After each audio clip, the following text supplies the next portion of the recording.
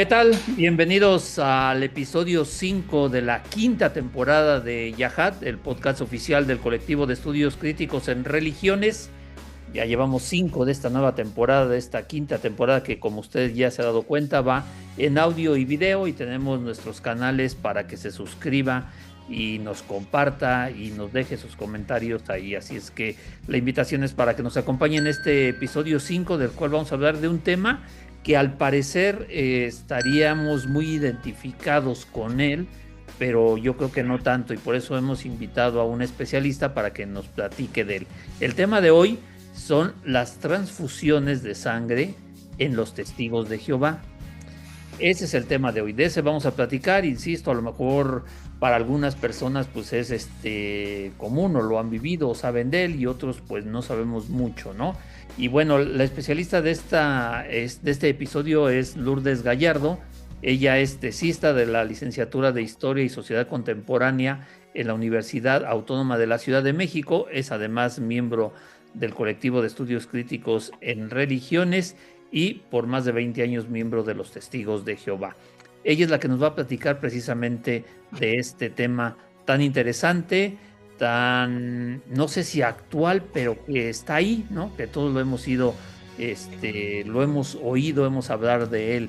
De hecho, antes de empezar con la pregunta, Lourdes, ¿cómo estás?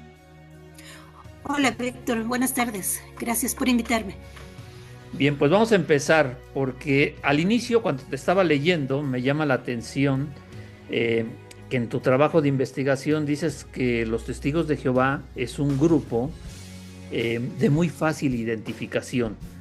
¿Podrías, así como contexto para entrar a la plática, enumerarnos unas 3, 4, 5 características muy visibles para que nosotros, el público en general, podamos identificarlos?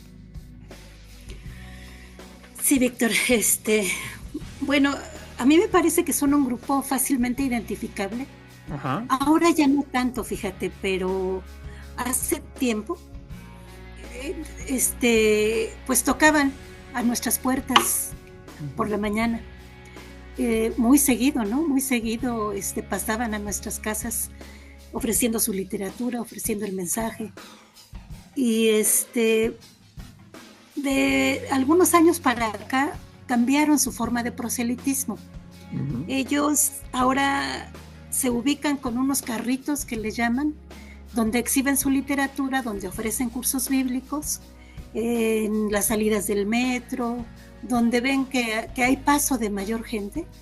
Es ahí donde se ponen con sus exhibidores. Y pues son fácilmente identificables por eso, por su acentuada predicación. Dice James Penton, un ex testigo canadiense, que pocos grupos ponen tanta insistencia en la predicación como ellos. Por otro lado, también los conocemos por su forma de vestir. Justo ayer salí a la calle y le decía yo a mi hermana, ¿no? Le digo, mira cómo son fácilmente identificables. Ahí están los testigos, ¿no? Tienen una forma de vestir muy particular, ¿no? Siempre es el traje, la bolsita, ahora es hasta el sombrerito forma parte del uniforme con el que salen a predicar. Y digamos que pues son un grupo que por supuesto no se iguala en número a los católicos, por supuesto que no, pero primero son los católicos en nuestro país, luego pues los que no tienen ninguna religión, y luego enseguida son los Testigos de Jehová. Según los censos, pues son un alto número, son una religión muy socorrida, ¿no? para los mexicanos. Entonces, son algunos rasgos que los identifican. Sí, como tú dices, pues mucha gente no sabe de que tienen esta prohibición, ¿no? No lo saben. Les asombra que tengan esta prohibición. Es algo que pues solo conocen quienes están involucrados en ese asunto, ¿no? Okay. Como son los que tienen familiares o los médicos que enfrentan esta problemática. Muy bien.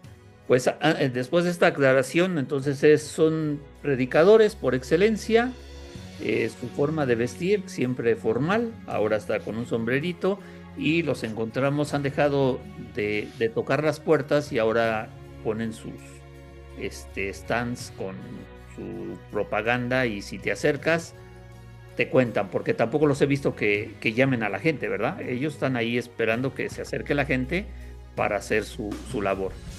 ¿Sí estoy en lo correcto? Sí, sí estás en lo correcto. Ok.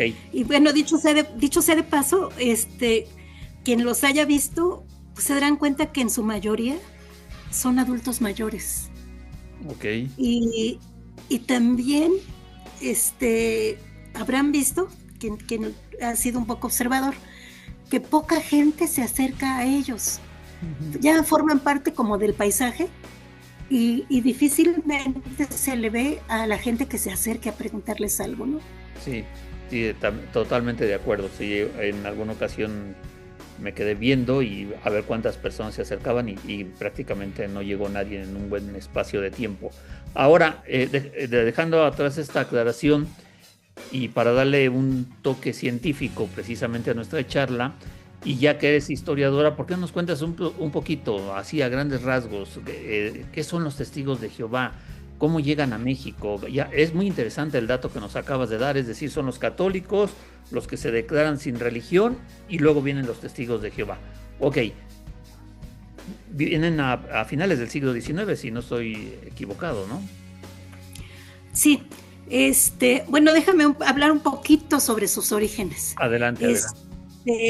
Bueno, los testigos de Jehová surgen en Estados Unidos, en Pittsburgh concretamente, en el año de 1870. Okay. Su fundador es Charles Taze Russell, que fue pues un adventista, un presbiteriano, calvinista, y bueno, él siempre manejó que él buscaba la verdad, ¿no? Todos los credos que conocía, pues ninguno le convencía, y entonces andaba en busca de la verdad. Es ahí donde se origina en 1870 lo que llamaban antes estudiantes de la Biblia, así se llamaban originalmente. Y bueno, hay varias conjeturas en cuanto a cómo llegan a México. Uh-huh. Ya empezado 1900, hay muchos migrantes de México que iban hacia Estados Unidos, y que seguramente pues allá en el lugar de origen pues se encontraban predicadores, estudiantes de la Biblia, y pues al regresar a México traían literatura, ya buscaban que se les mandara literatura de Estados Unidos para acá, y es así como se empiezan a propagar aquí en México. Concretamente se habla de un joven, que este dato lo da la propia literatura de la organización, que fue a estudiar medicina a Estados Unidos, y allá conoció a los estudiantes de la Biblia, y bueno, él se regresa, deja de estudiar, y entonces aquí empieza a hace la primera congregación de los testigos de Jehová. Bueno, entonces estudiantes de la Biblia, con unas cuantas personas, empiezan a congregarse en Santa Julia, y poco a poco va acrecentándose el grupo religioso, ¿no? Conforme van creciendo, pues van haciéndose de propiedades, van rentando más lugares, y poco a poco se empiezan a expandir. Después este joven deja esto que ya había iniciado, y se une a un movimiento que se llama el movimiento freitaguista, que también es una derivación de los estudiantes de la Biblia, que tiene pues unas bases muy parecidas, ¿no? Una particularidad es que ellos quieren instituir el reino de los cielos aquí en la tierra. Ya hacen algunas colonias donde dicen, es que no tenemos que esperar a llegar al paraíso, porque el paraíso lo podemos tener aquí. Y entonces este joven pues se une a ellos, y pues esto fue un golpe muy duro para los estudiantes de la Biblia, los incipientes estudiantes de la Biblia, pero continúan con su labor proselitista. Les envían la literatura de Estados Unidos, y poco a poco, con mucho trabajo, pero van creciendo. originalmente pues empiezan teniendo 9 congregaciones, luego ya resulta que son 4 y con muchas dificultades. Y además recordemos que estaba el movimiento cristero en 1926. Entonces, pues era una etapa difícil para los católicos, pero que benefició a otras denominaciones, ¿no? A otros credos. Sí, a otros credos. Y entonces, Plutarco Elías Calles tenía como cierta admiración a lo no católico.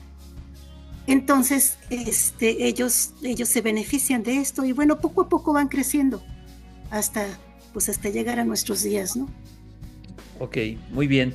Ahora, si nos concretamos al tema en concreto, después de que nos has hecho este repaso histórico de su surgimiento de Estados Unidos, su llegada a México, un posible beneficio en el régimen callista aprovechando el movimiento de los cristeros, ¿dónde surge concretamente, en qué momento surge la prohibición de la transfusión de sangre? ¿Quién lo instauró? ¿A quién se le ocurre?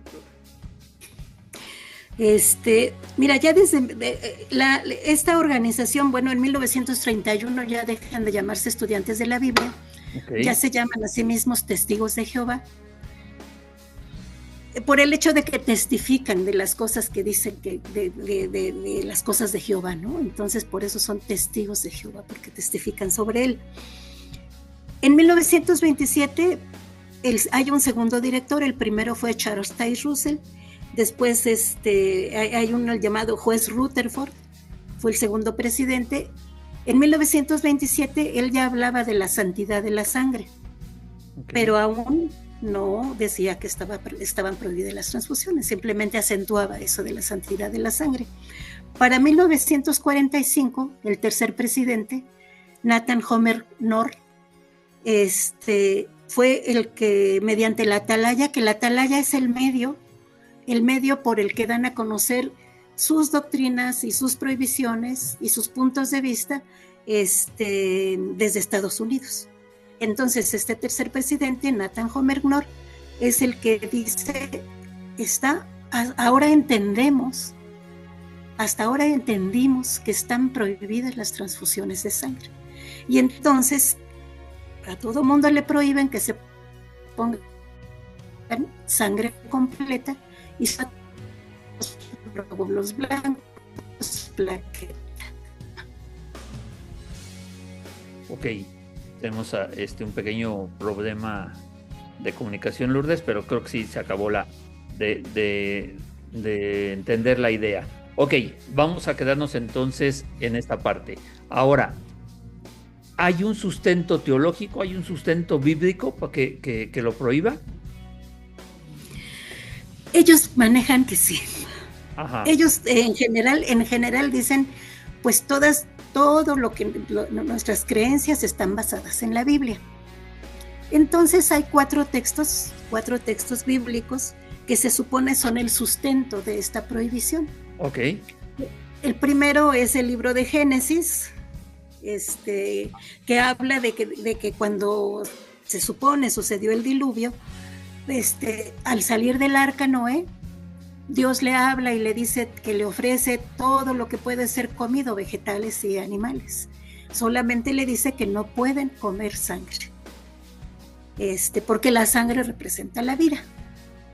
Okay. Y después, en otros textos bíblicos, en Deuteronomio, en Levítico, pues hace también la prohibición, muchos años después, al pueblo de Israel, que se supone fue su pueblo escogido, le hace la misma prohibición y le dice, pues pueden comer la carne de animales, pero no pueden comer la sangre, ¿no?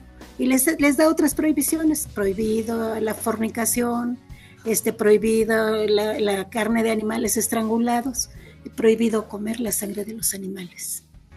Es ahí donde se da esta prohibición. Se supone con sustento bíblico, pero pues observamos que los 4 textos que ellos manejan habla exclusivamente de comer sangre.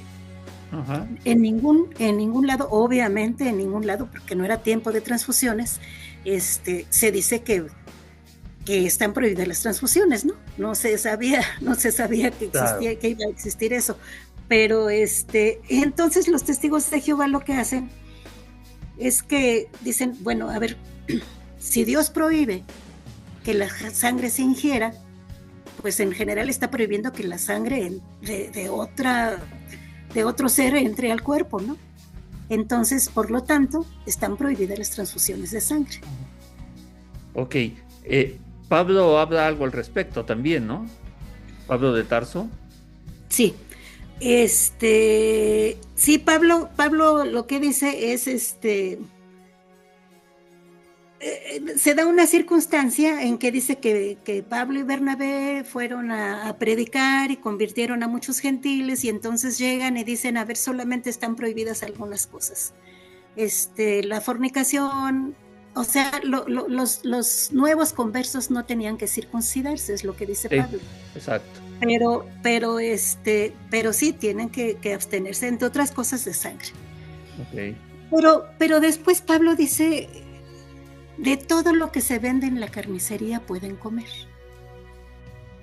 Y bueno, la sangre hecha moronga o hecha morcilla, pues la venden ahí en la carnicería, ¿no? Claro. Dice, siempre y cuando se coma dando gracias a Dios. Entonces, no se abstengan por motivos de conciencia. Sí. Está permitido incluso comer alimentos ofrecidos en el altar, ¿no? Se puede comer. De sacrificios. De sacrificios. Entonces, pues, de alguna manera Pablo, pues, dice que no está prohibido comer sangre, ¿no? Entonces, nosotros decimos, bueno, pues si Pablo dice que no está prohibido comer la sangre, pues por lo tanto tampoco está prohibido transfundirse sangre. Claro. Sí, a lo que iba primero es que el sustento que hacen los testigos de Jehová está tanto en el Antiguo como en el Nuevo Testamento, ¿no?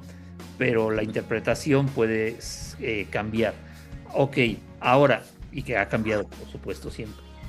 Una parte muy interesante de tu trabajo, siguiendo con esto, es que haces una historia de la transfusión de sangre y hasta nos dibujas una gráfica donde vemos que hasta antes de 1945 era permitida y después ya no. ¿Qué fue lo que sucedió?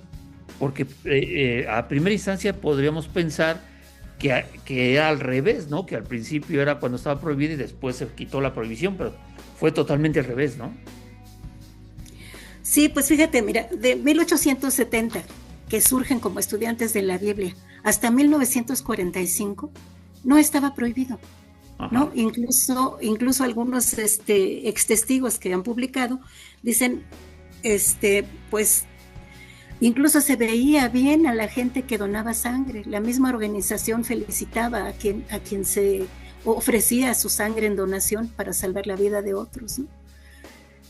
Pero después, sin mayores argumentos, porque no dan mayores argumentos, ellos dicen, hasta 1945 nosotros entendimos que no se debía introducir sangre como transfusión. Entonces lo entendieron, antes no lo habían entendido. Y a partir de que establecen la prohibición en 1945, también hay una grafiquita pues donde dicen que año con año van aceptando fracciones menores. Okay. Primero decían prohibida la sangre total y los 4 componentes prohibidos. Okay. Y después dicen fueron aceptando algunas fracciones, a tal grado que a partir del año 2000 ya aceptan el 100% de la sangre, pero fraccionada.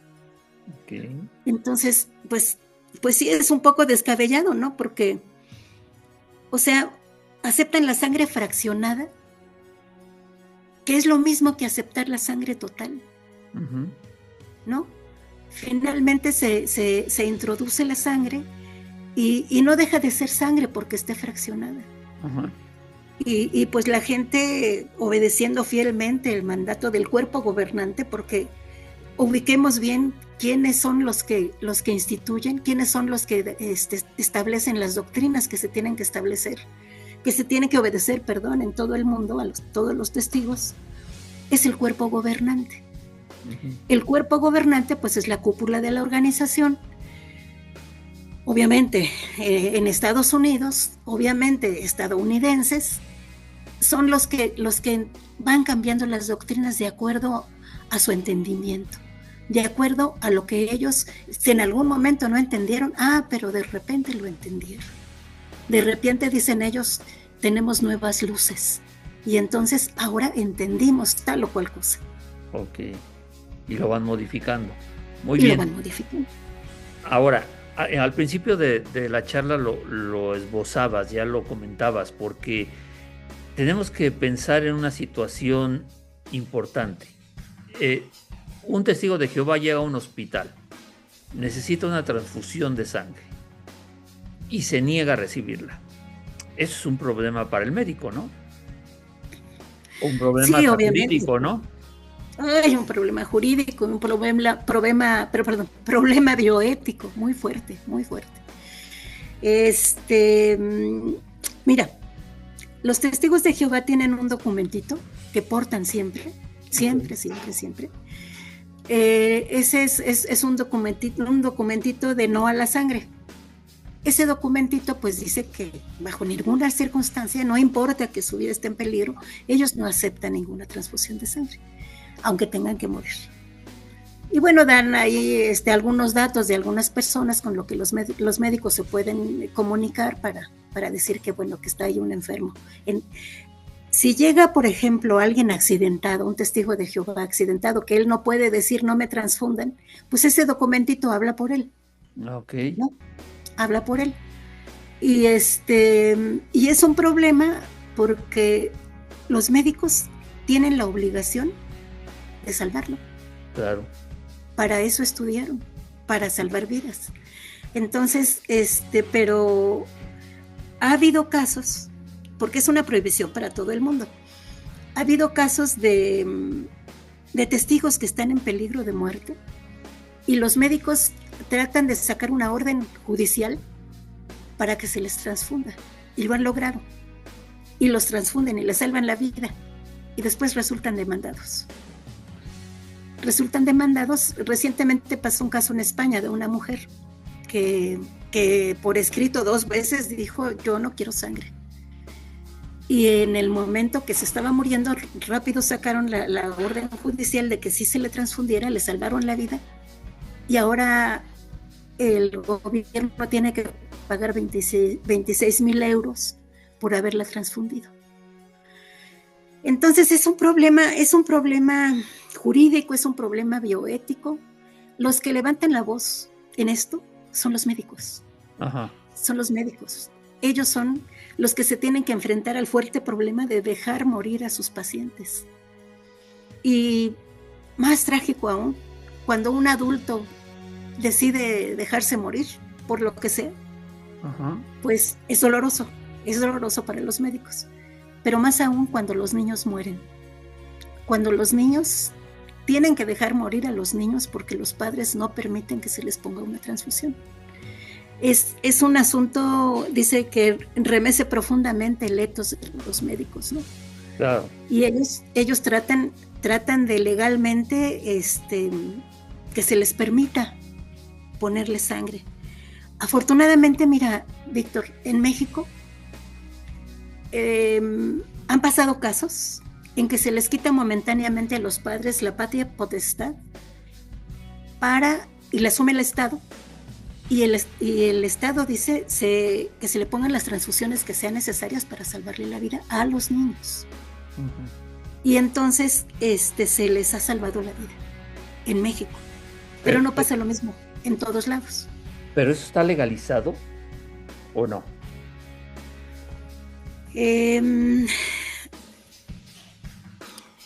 Es que mira, la prohibición sale de Estados Unidos. Ajá. Y se disemina a todo el mundo. Sí, no, pero mi pregunta, eso lo entendemos, mi pregunta es si los médicos mexicanos, por ejemplo, ya que estás hablando de este tema, de que se les quita la patria potestad a los padres para poder hacer la transfusión y salvarle la vida a un menor de edad. ¿Eso está tipificado en un código de leyes o a alguien se le ocurrió o fue una solución así momentánea? No, mira, de hecho te digo que los que levantan la voz son los médicos. Ajá. Ellos son los que levantan la voz. Y ellos piden que se legisle, porque hay, se llama una colisión de derechos, porque en México tenemos derecho a la salud y la vida, pero también tenemos derecho a la libertad religiosa, tenemos derecho a la autonomía, a la objeción de conciencia. Entonces, colisionan esos derechos. ¿Y cómo se resuelve? Se supone que hay una ponderación y que vale mucho más la vida y la salud que la libertad religiosa, se supone.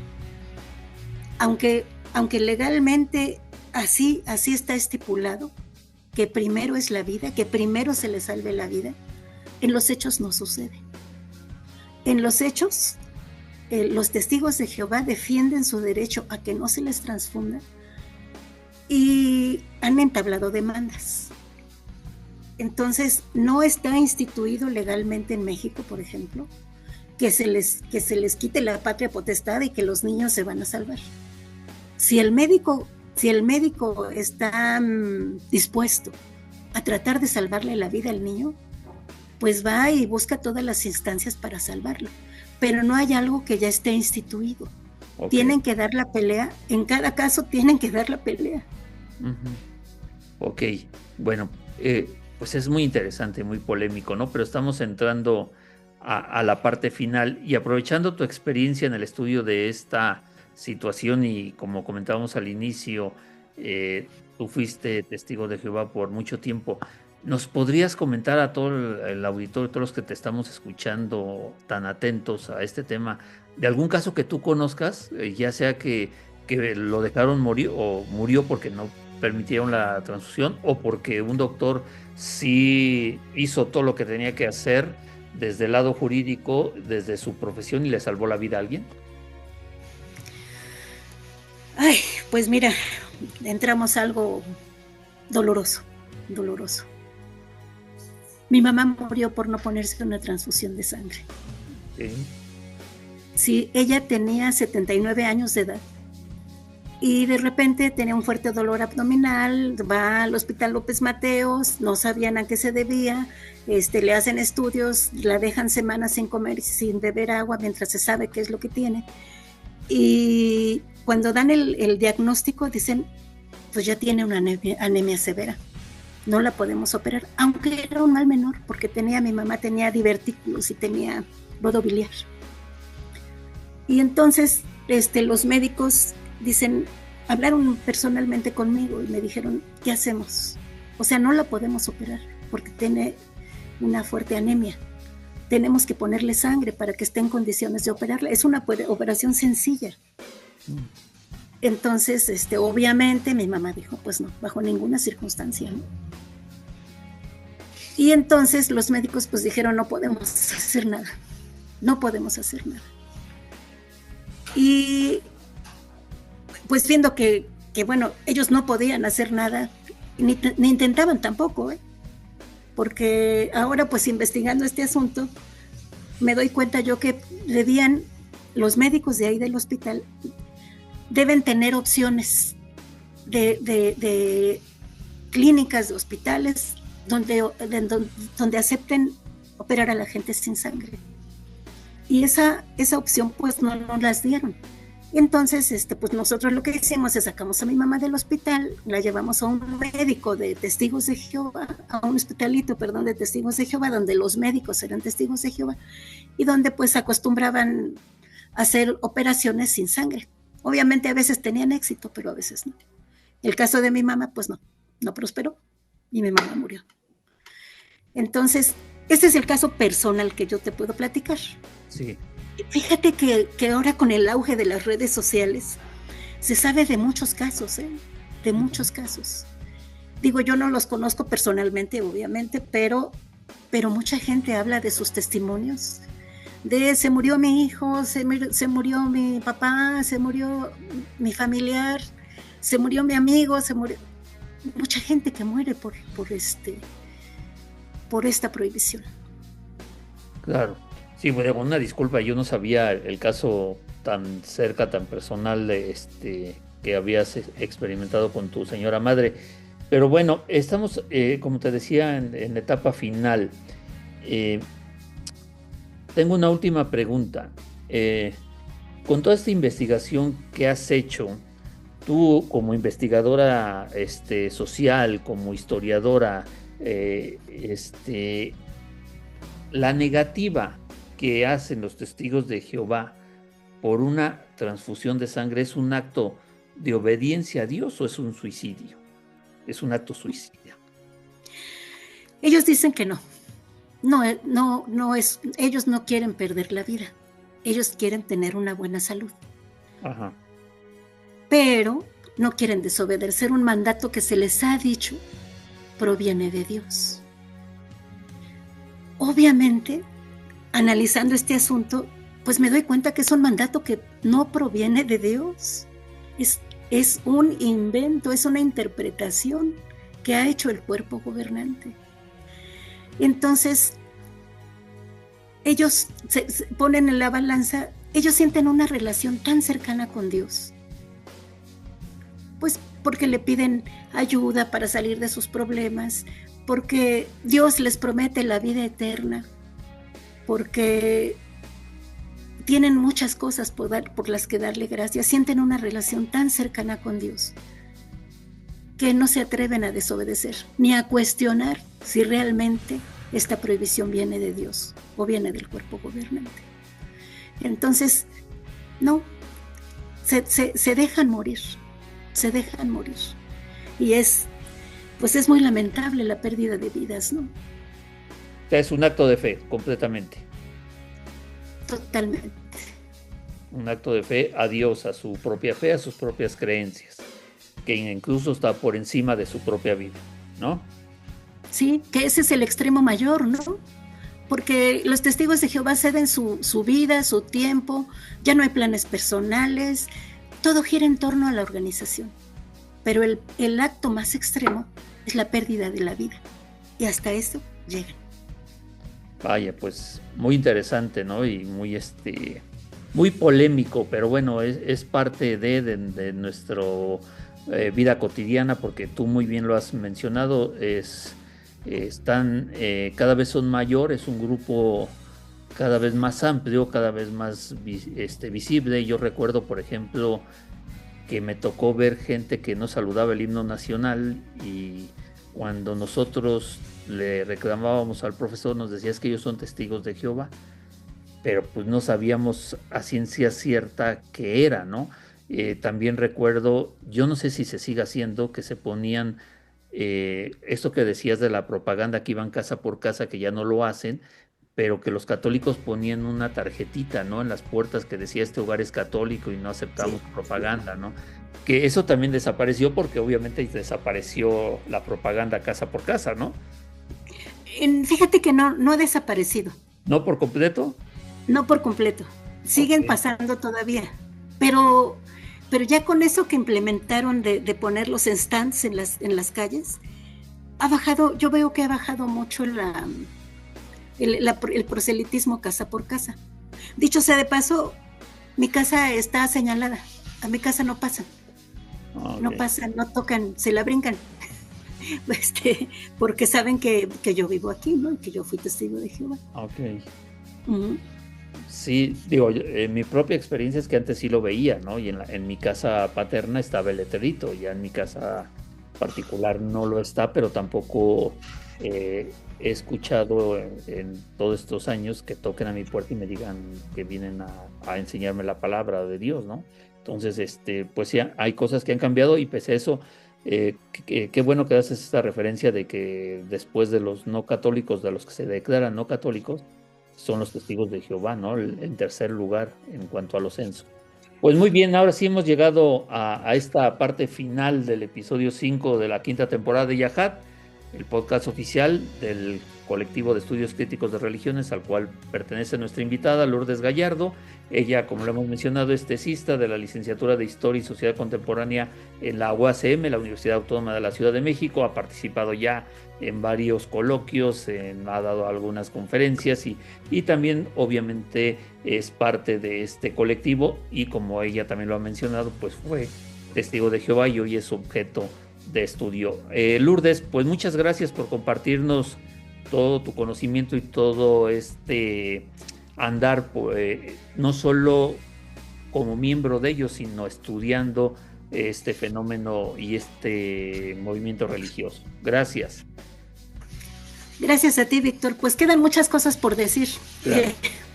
Queda mucho sobre la parte bioética, la parte jurídica, que es muy importante. Algunos casos, y bueno, y creo que la tesis es muy interesante. Bueno, a mi modo de ver. Que sí.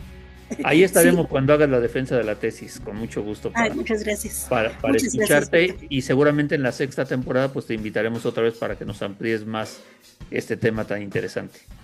Muchas gracias, Víctor. Gracias a tu auditorio. Bueno, pues nos despedimos. Mi nombre es Víctor Miguel Villanueva. Los espero en el episodio 6 de la quinta temporada de Yahad. Gracias. Hasta la próxima.